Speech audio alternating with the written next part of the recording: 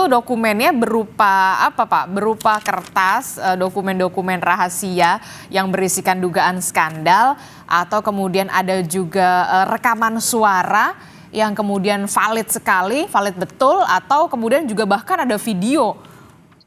Ya, semua bentuk dokumen, Mbak. Ada video, ada audio, ada teks ya. Itu semua dokumen-dokumen yang kami anggap otentik, orisinil dan sangat kuat ya sebagai bukti nantinya. Begitu, Mbak.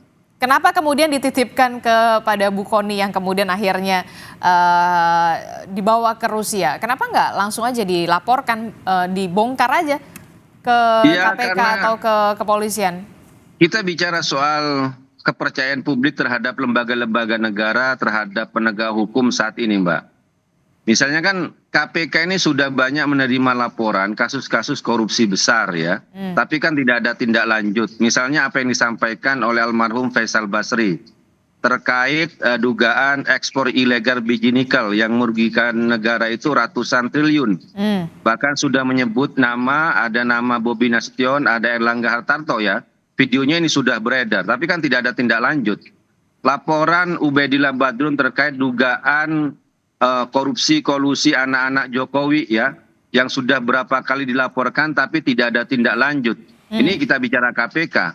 Ya, belum lagi sekarang ternyata terbongkar ada 78 pegawai KPK yang terlibat pungli dan hukumannya minta maaf. Nah, ini kan soal kepercayaan publik, apakah masih bisa dipercaya? Kemudian juga penegak hukum yang lain misalnya seperti kejaksaan, kasus Harvey Muiz ya, merugikan negara 300 triliun tapi hukumannya 6,5 tahun. Itu kan sangat menyakitkan.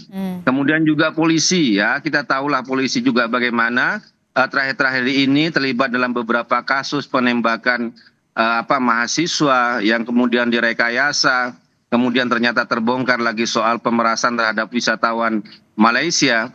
Jadi ketika kita melihat lembaga-lembaga negara penegak hukum seperti ini, maka kami sangat berhati-hati, bahkan mungkin akan menunda kalau dokumen-dokumen, kalau laporan-laporan itu akan diserahkan kepada mereka, ini malah akan menjadi bumerang atau malah kasus-kasus ini. Tapi kan kalau nggak diserahkan jadi nggak terbongkar, Pak Mas Guntur. Kalau tidak diserahkan kepada pihak yang berwenang begitu, entah itu ke kejaksaan atau ke KPK atau pihak kepolisian, jadi nggak terbongkar dong. Jadi gimana?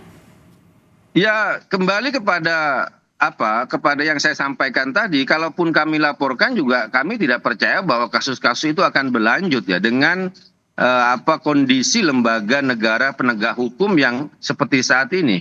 Akhirnya ya kita yang muncul di netizen no viral no justice, akhirnya inilah yang menjadi jalan terakhir bahwa harus kembali melaporkan kepada pemilik tertinggi kedaulatan kekuasaan sesungguhnya di negeri ini, yaitu kepada rakyat. Karena kita melihat lembaga-lembaga negara ini tidak bisa diharapkan. Itu, Mbak.